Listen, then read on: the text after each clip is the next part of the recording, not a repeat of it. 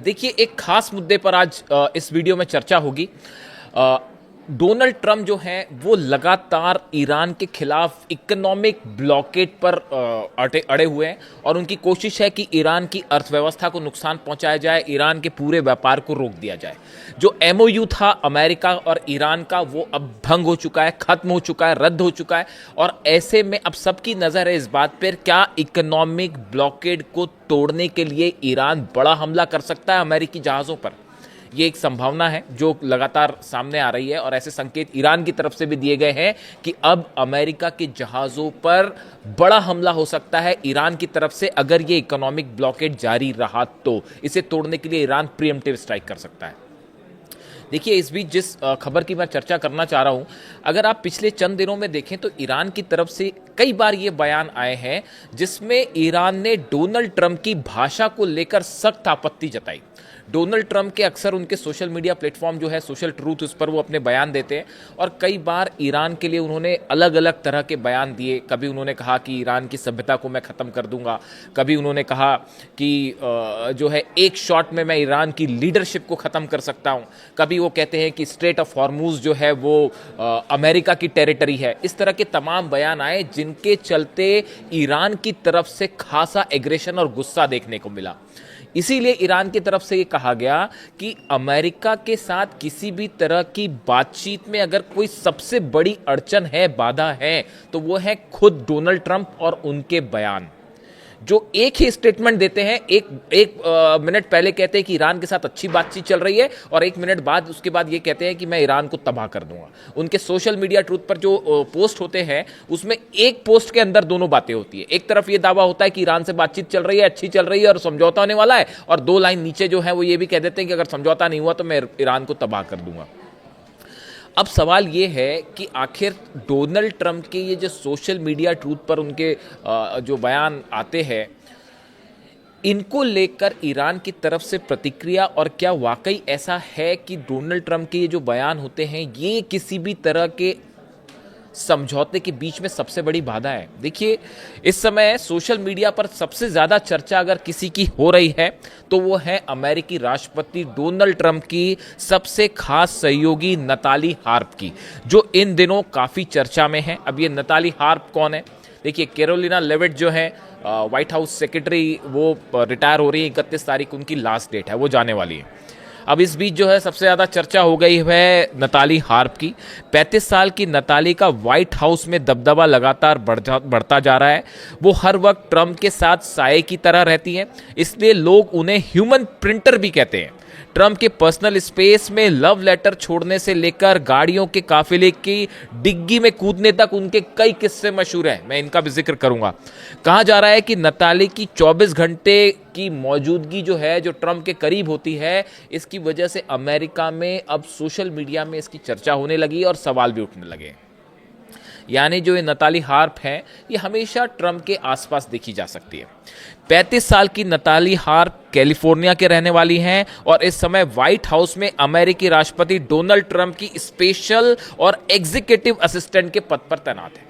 Natalie harp जो है ये एग्जीक्यूटिव असिस्टेंट हैं डोनाल्ड ट्रंप की, और इन्हें ट्रंप का बेहद करीबी माना जाता है और हर जगह उनके साथ दिखती हैं। अब देखिए, इनका जो है ईरान को लेकर इनका क्या रुख है और क्यों मैंने सोशल प्लेटफॉर्म की चर्चा की डोनाल्ड ट्रंप के। साल 2019 में नताली ने फॉक्स न्यूज़ पर बताया था कि कैसे ट्रंप के पास किए गए कानून की वजह से उन्हें बोन कैंसर से लड़ने में मदद मिली। और इस इंटरव्यू के बाद बताया जाता है कि डोनाल्ड ट्रंप और उनके बीच में काफ़ी करीबी बढ़ी और उसके बाद से वो डोनाल्ड ट्रंप के लगातार साथ हैं और रिपब्लिकन कन्वेंशन में बोलने का भी उन्हीं को मौका मिला और 2022 में वो ट्रंप की परमानेंट टीम का परमानेंट सदस्य बन गई। अब डोनाल्ड ट्रंप के जो बयान उनके सोशल मीडिया प्लेटफॉर्म पर आते हैं, उन सबको हैंडल करने का काम ये करती है नताली हार्प। यानी जो बयान हम देखते हैं डोनाल्ड ट्रंप के अलग अलग, वो बयान आगे बढ़ाने का और उसकी इंफॉर्मेशन देने का काम जो है वो नताली हार्प कहती है। देखिए, ये कहा जाता है इनके बारे में कि एक बायोग्राफर है माइकल वुल्फ, उन्होंने इनके बारे में जो लिखा है, उन्हें पता चला कि ये न्यू जर्सी में जब थी तो इन्हें वहाँ पर रुकने की जगह नहीं मिली, तो वो महिलाओं के लॉकर रूम में बिस्तर लगाकर सो गई। यानी वो ट्रंप का विश्वास जीतने के लिए कुछ भी करने को तैयार थी, ये कहने का मतलब है। वहीं एक बार कोर्ट जाते समय जब उन्हें गाड़ियों के काफिले में जगह नहीं मिली तो एसयूवी की डिग्गी में पहुंच गए। बताया जाता है कि डोनाल्ड ट्रंप शायद कोर्ट जा रहे थे और वहां जो काफिला जा रहा था उसमें उनकी जगह नहीं मिली, तो वो एक एसयूवी कार की डिग्गी में ही बैठ के चली गई। इस तरह की बातें वायरल हैं। नताली हर समय अपने साथ पोर्टेबल प्रिंटर लेकर चलती हैं और दिन भर ट्रंप को उनकी पसंद की खबरें और पोस्ट प्रिंट करके दिखाती हैं। देखिए, अब ये हम मेन बात की तरफ आ रहे हैं कि जो डोनाल्ड ट्रंप को खबरें बताई जाती हैं ईरान से संबंधित या इंटरनेशनल, ये उसका प्रिंट निकाल के डोनाल्ड ट्रंप को देती हैं। इसीलिए इन्हें ह्यूमन प्रिंटर भी कहा जाता है, डोनाल्ड ट्रंप की ह्यूमन प्रिंटर। न्यूयॉर्क टाइम्स की एक रिपोर्ट के मुताबिक वो ट्रंप के पर्सनल स्पेस में एक बार उन्होंने एक लेटर छोड़ा था जो काफ़ी चर्चा का मुद्दा रहा और उसमें लिखा था कि मेरे लिए सिर्फ आप ही मायने रखते हैं। तो इसको लेकर भी जो है खासा विवाद हुआ। हाल ही में जब तुर्की में नाटो सम्मेलन के दौरान ईरान के हमले का खतरा मंडराया तो ट्रंप ने अपना प्लेन बदला और अपने साथ जिन खास कुछ लोगों को वो ले गए उसमें नताली भी शामिल थी। यानी वो जब प्लेन में चढ़े एयरफोर्स वन में और फिर वो कंटेनर में बैठ के दूसरे प्लेन से जब निकले तो वो कंटेनर में बैठ के निकलने वालों में और दूसरे प्लेन से जाने वालों में नताली हार्प भी शामिल थी। और देखिए, इनके बारे में ये भी कहा जाता है कि 80 साल के ट्रंप के लिए सिक्योरिटी ब्लैंकेट का काम करती हैं। इनके लिए जो है सिक्योरिटी ब्लैंकेट भी कहा जाता है।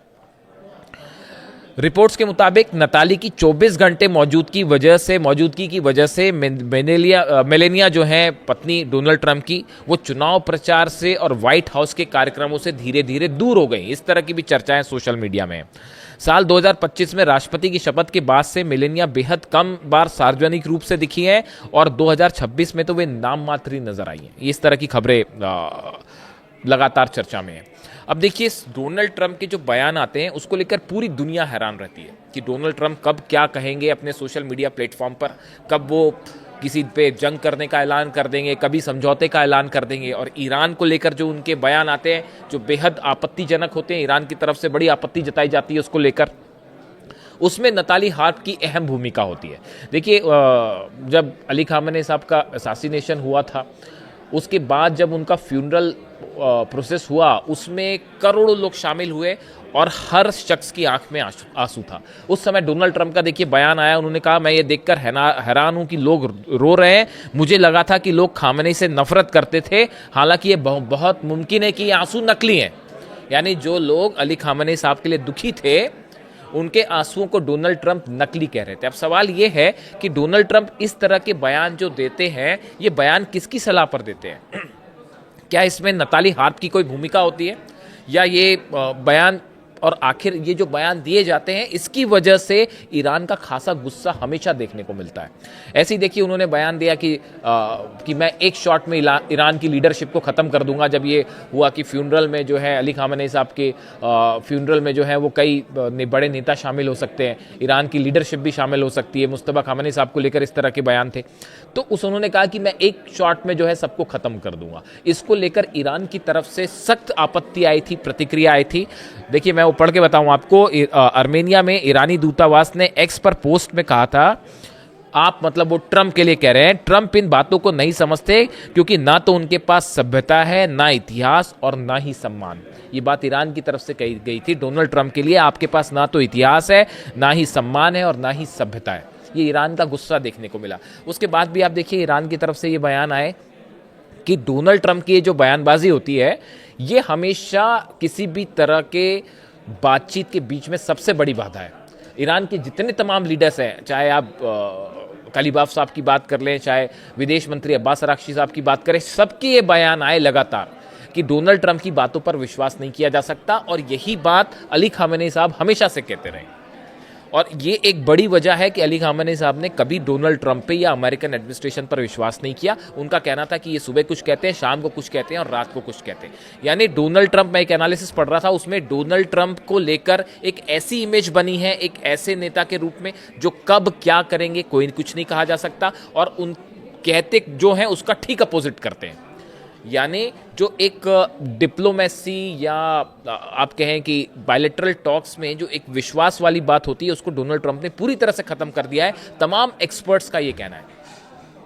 इस सूरत में अब नताली हार्प जो है वो बताया जाता है कि अब वो उनकी बेहद करीबी हैं और वो उनसे सलाह मशविरा भी करते हैं, और ख़ासकर अपने सोशल मीडिया ट्रूथ पर वो जो बयान देते हैं उनको लेकर, और जिसमें अक्सर बयान जो होते हैं वो ईरान के खिलाफ जो है होते हैं, जहर उगलने वाले बयान होते हैं। तो क्या ये नताली हार्प की सलाह पर इस तरह के बयान आते हैं? ये अपने आप में एक बड़ा सवाल है, और इसीलिए ईरान की तरफ से कहा जा रहा है कि नताली हार्प जो है, मतलब उन्होंने, ईरान की तरफ से कहा जाता है कि डोनाल्ड ट्रंप के जो बयान हैं वो किसी भी तरह के शांति समझौते में सबसे बड़ी बाधा है। वीडियो कैसा लगा कमेंट करके ज़रूर बताएं।